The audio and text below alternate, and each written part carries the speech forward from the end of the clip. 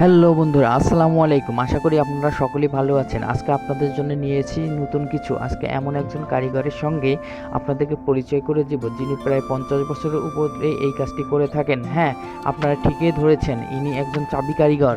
চাচার বয়স প্রায় 92 বছর পার হয়ে গেছে, কিন্তু চাচার ভাষ্যমতে উনি প্রায় আজ থেকে 52 বছর আগ থেকে এই কাজটি করে থাকে। চাচা এই কাজটির উপরে এত বেশি দক্ষ হয়েছে যে ইনি নিমিষের মধ্যে একটি চাবি তৈরি করে দিতে পারে, অর্থাৎ 3 থেকে 4 মিনিটের মধ্যে ইনি যে কোনো চাবি তৈরি করতে পারে। তবে বড় চাবিগুলোর ক্ষেত্রে এনার কিছুটা সময় এখন বেশি লাগে, কারণ বয়সের ভারে আগের মতন কাজ করতে পারে না। আমি চাচার ওখানে প্রায় 8 থেকে 10 মিনিটের মতন দাঁড়িয়েছিলাম এবং চাচার সাথে গল্প করতেছিলাম এবং বিষয় নিয়ে জানতে চাচ্ছিলাম। এর মধ্যে চাচা অলরেডি 2টা চাবি বানায় দিয়েছিল। তো তাহলে আপনারা বুঝতেই পারতেছেন যে আসলে চাচা যেমন গল্প করতে পারে তেমন হাতের কাজও চালাইতে পারে। এই জায়গাতে বর্তমানে যারা যারা কাজ করে তার মধ্যে চাচা হচ্ছে সবথেকে বয়স্ক এবং বেশি অভিজ্ঞ সম্পন্ন। চাচার বয়সে এখানে আর কেউ নেই।